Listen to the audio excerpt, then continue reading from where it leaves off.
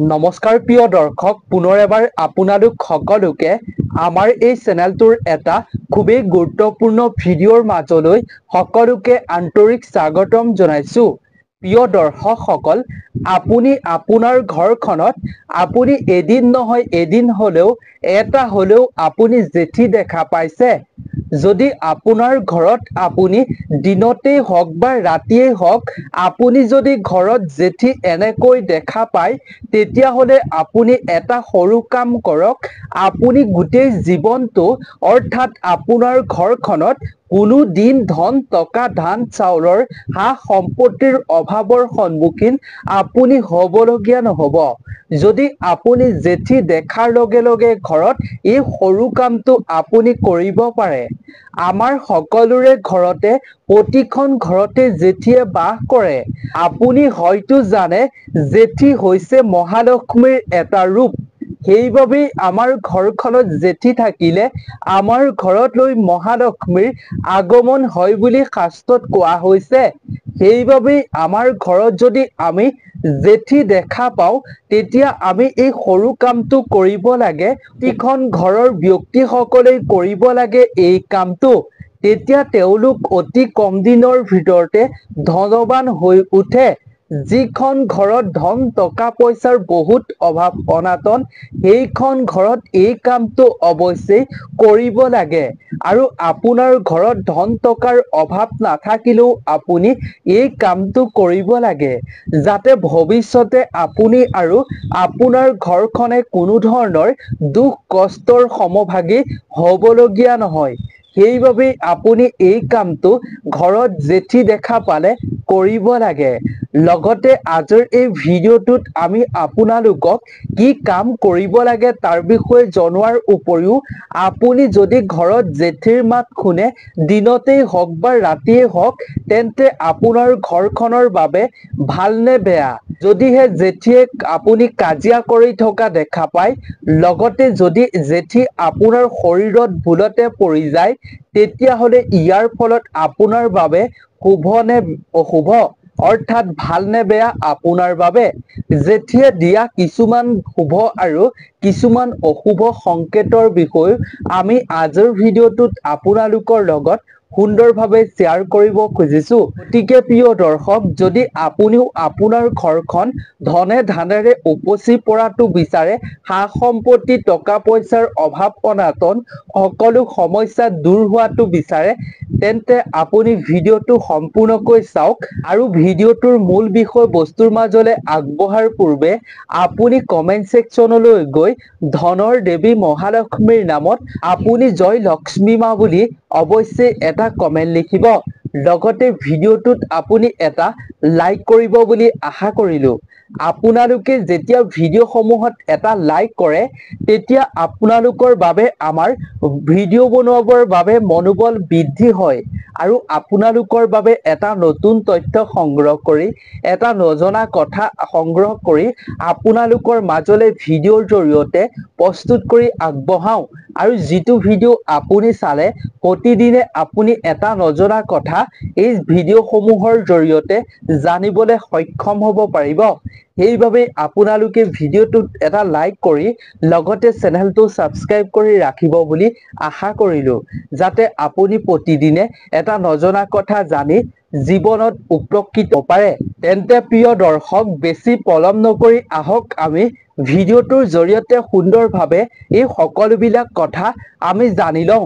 কি কাম কৰিব লাগিব আৰু জেঠীয়ে দিয়া কি কি অশুভ সংকেত আৰু কি কি শুভ সংকেত আমাক প্ৰেৰণ কৰে, আৰু জেঠীৰ মাত আমি ঘৰত শুনা পালে কি হয় আমাৰ বাবে, লগতে জেঠীয়ে কাজিয়া কৰা বা শৰীৰত আমাৰ জেঠী পৰিলে কি কি শুভ সংকেত বা কি কি অশুভ সংকেত হয়, ভাল নে বেয়া হয়, তাৰ বিষয়ে আহক আমি সুন্দৰভাৱে জানি লওঁ। দৰ্শক, আপোনাৰো হয়তো দেহৰ কোনোবা নহয় কোনোবা অংশত এদিন নহয় এদিন হলেও হঠাতে ওপৰৰ পৰা হওক বা কৰবাৰ পৰা আহি জেঠী আপোনাৰ শৰীৰত বগায়। কোনোবা অংশত হলেও আপোনাৰ নিশ্চয় এদিন হলেও বগাইছে। তেনে ক্ষেত্ৰত আপুনি কি কৰিব লাগিব? আপোনাৰ বাবে এয়া ভাল সংকেত নে বেয়া সংকেত, বা আপোনাৰ আহিব লগা দিনসমূহ ভালে কুশলে যাবনে নে বেয়া দিন আৰম্ভ হ'ব আপোনাৰ। আপুনিও হয়তো অৰ্থাৎ প্ৰতিজন ব্যক্তিয়ে যেতিয়া তেওঁলোকৰ শৰীৰত জেঠী পৰিব যিকোনো অংশতে হওক লাগিলে, তেতিয়া তেওঁলোকৰ মনলৈ এই ধাৰণাটো আহে যে তেওঁলোকৰ এয়া কিহৰ সংকেত আহিছে, জীৱনলৈ কিবা বিপদ আহিব নেকি, কিহৰ কাৰণে আমাৰ শৰীৰত এই জেঠীটো হঠাতে পৰিলে। গতিকে আপুনি ভিডিঅ'টো চাই থাকক, আমি ভিডিঅ'টোৰ জৰিয়তে আপোনালোকক জনাবলৈ চেষ্টা কৰিম। প্ৰিয় দৰ্শক, ধন অহা আৰু যোৱাৰ প্ৰতীক জেঠী দেখিলে কি এনেকুৱা কাম আপুনি কৰিব লাগে যিটো কামৰ দ্বাৰা আপুনি উন্নতি হ'ব পাৰিব, আপোনাৰ জীৱনটো চমৎকাৰীভাৱে পৰিৱৰ্তন হৈ পৰিব। আপোনাৰ ঘৰলৈ লক্ষ্মী দেৱী সন্তোষিত হৈ যাৰ ফলত ঘৰখনৰ অৱস্থা অভাৱ অনাটন দূৰ হৈ চমৎকাৰীভাৱে আপুনি কি কাম কৰাৰ ফলত উন্নতি হ'ব পাৰিব, আহক আমি ভিডিঅ'টোৰ মাজলৈ আগবাঢ়ো। প্ৰিয় দৰ্শক, আমি সদায় আমাৰ ঘৰত এটা হ'লেও জেঠী দেখা পাই আহিছো, সেয়া দিনতেই হওক বা ৰাতিয়েই হওক, আমি জেঠীৰ মাত প্ৰায় শুনিবলৈ আমাৰ ঘৰত পাওঁ। কিন্তু প্ৰিয় দৰ্শক, আমি জেঠী দেখা পালে এইটো এটা সামান্য ঘটনা বুলিয়েই ধৰি লওঁ। জেঠীক আমি এটা সামান্য প্ৰাণী বুলিয়েই ভাবি আহিছো। জীৱ জন্তু আৰু মানুহৰ মাজত সম্পৰ্ক আছে, আমি সকলোৱে জানো এই কথা। আমি আজিৰ ভিডিঅ'টোত জেঠীৰ লগত সম্পৰ্কীয় বহুতো কথা আপোনালোকৰ লগত ক'ব খুজিছো। যদি ভিডিঅ'টো চাই ভাল পায় তেন্তে আৰু 10 জনৰ লগতো শ্বেয়াৰ কৰিব বুলি আশা কৰিলো, যাতে সকলোৱে এই কথাখিনি জানি ল'ব পাৰে আৰু ঘৰত থকা জেঠীটোৰ বিষয়ে কিছুমান নজনা কথা তেওঁলোকো জানি উপকৃত হ'ব পাৰে। পৌৰাণিক শকুন শাস্ত্ৰৰ অনুসৰি কোৱা হৈছে যে শাস্ত্ৰৰ মতে জেঠীক পূজনীয় প্ৰাণী হিচাপে মনা হয়। জেঠীক মা লক্ষ্মী দেৱীৰ প্ৰতীক হিচাপেও গণ্য কৰা হয়। জেঠী দৰ্শনৰ বিভিন্ন সময়ৰ কিছুমান কথা লক্ষ্য ৰাখিলে দেৱী লক্ষ্মীৰ কৃপা আপুনি জীৱনত লাভ কৰিব পাৰিব। প্ৰিয় দৰ্শক, ধন অহা আৰু যোৱাৰ সংকেত হিচাপে জেঠীক মনা হয়। আহাৰ গ্ৰহণ কৰি থকাৰ সময়ত যদি জেঠীৰ মাত শুনা হয় তেতিয়াহ'লে এইটো শুভ সংকেত বুলি কোৱা হয়। আপোনাৰ জীৱনলৈ ধনৰ আগমন হ'ব, শুভ বাৰ্তা কঢ়িয়াই আনিব আপোনাৰ জীৱনলৈ। কিন্তু যদি আহাৰ গ্ৰহণ কৰি থাকোঁতে জেঠী আপোনাৰ ভৰিত উঠে, সেইটো কোনো ধৰণৰ ৰোগৰ আক্ৰান্ত হোৱাৰ সংকেত বুলি কোৱা হয়। মূৰত জেঠী পৰিলে ধন প্ৰাপ্তি হয় বুলি শাস্ত্ৰত কোৱা হৈছে। এইখিনিতে মন কৰিব লগা যে জেঠীয়ে যদি পোক পৰুৱা লৈ থাকোঁতে দেখা পায় তেতিয়াহ'লে কিন্তু ধনৰ আগমনৰ লগতে লোকচান হোৱাৰো সম্ভাৱনা থাকে। যদি আপুনি জেঠীৰ সমাগম দেখা পায় তেতিয়াহ'লে আপোনাৰ জীৱনলৈ এনেকুৱা এটা কিবা আহিব যাক আপুনি বহুদিনৰ পৰা অপেক্ষা কৰি আছে, যাৰ বাবে আপুনি বহুদিন অপেক্ষা কৰি আছে। যদি আপুনি জেঠীৰ সমাগম দেখা পায়, অৰ্থাৎ ঘৰলৈ আপোনাৰ জেঠী বহুত অহা দেখা পায়, যদি আপুনি সপোনত মৰা জেঠী দেখা পায় তেতিয়াহ'লে আপোনাৰ জীৱনত কষ্ট অহাৰ সংকেত বুলি শাস্ত্ৰত কোৱা হৈছে। এনে কিছুমান বিবাদত সোমোৱাৰ সংকেত যিবোৰৰ পৰা আপুনি ওলাই অহাটো একেবাৰে অসম্ভৱ হৈ পৰে যদি আপুনি সপোনত জেঠী দেখা পায়। গতিকে আপুনিও যদি সপোনত মৰা জেঠী দেখা পায় তেতিয়াহ'লে সাৱধান হ'ব, আপোনাৰ জীৱনলৈ দুখ কষ্টৰ অহাৰ এয়া সংকেত বহন কৰে বুলি শাস্ত্ৰত কোৱা হৈছে। লগতে এনেকুৱা বিবাদত আপুনি সোমাই পৰিব যিটো আপুনি সমস্যাৰ পৰা ওলাই অহাটো একেবাৰে অসম্ভৱ হৈ পৰিব। সেইবাবে সপোনত জেঠী দেখিলে, মৰা জেঠী দেখিলে আপুনি অলপ সাৱধান হৈ থকাটো খুবেই ভাল আপোনাৰ বাবে। প্ৰিয় দৰ্শক, আঁঠুত জেঠী পৰিলে শুভ হয়। খোজ কাঢ়ি যাওঁতে যদি আপোনাৰ হাত বা মূৰত জেঠী পৰে তেতিয়াহ'লে আপোনাৰ মান সন্মান পোৱাৰ আশা থাকে। আপুনি সমাজতেই হওক বা অফিচতেই হওক, কৰ্মস্থানত আপুনি সন্মান পোৱাৰ আশা থাকে বুলি কোৱা হৈছে শাস্ত্ৰত।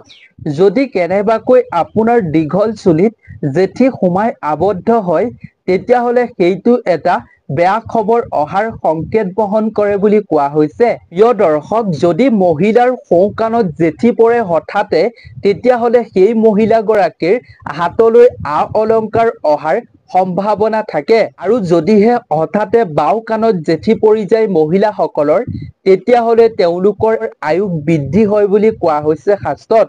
কেৱল প্ৰিয় দৰ্শক ইমানেই নহয়, যদি আপুনি কামলৈ যাওঁতে দুটা জেঠীয়ে কাজিয়া কৰি থকা দেখা পায়, তেতিয়াহ'লে আপুনি যি কামৰ বাবে ওলাইছে সেই কামটোত আপুনি বহু কষ্ট কৰিহে আপুনি কৃতকাৰ্য হ'ব পাৰিব।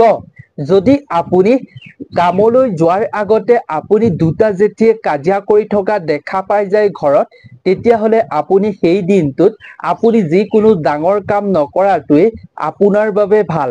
এই দিনটোত আপুনি ঘৰতে পৰাপক্ষত থকাটো ভাল।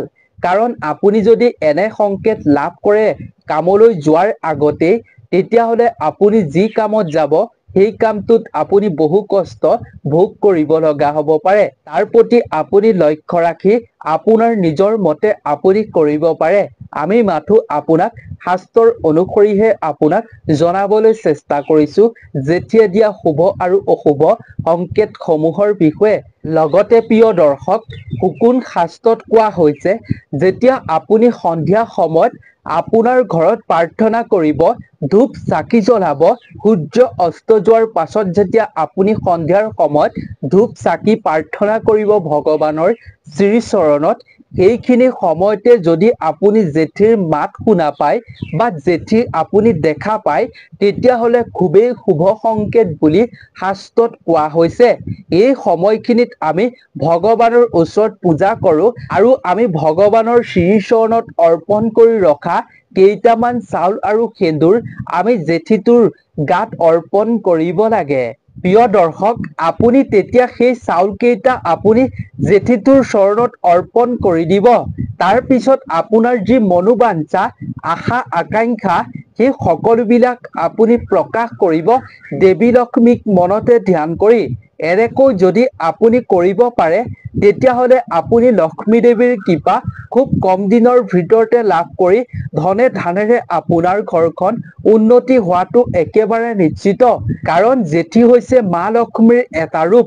সেইবাবেই আপুনি এনেকৈ যদি আপুনি ভগৱানৰ শ্ৰীচৰণত ৰখা আপুনি চাউল কেইটামান ছটিয়াই দিব পাৰে, জেঠী যদি আপুনি প্ৰাৰ্থনা কৰাৰ সময়ত দেখা পায়, তেতিয়াহ'লে আপোনাৰ বাবে, আপোনাৰ ঘৰখনৰ বাবে খুবেই ভাল বুলি কোৱা হৈছে শাস্ত্ৰত।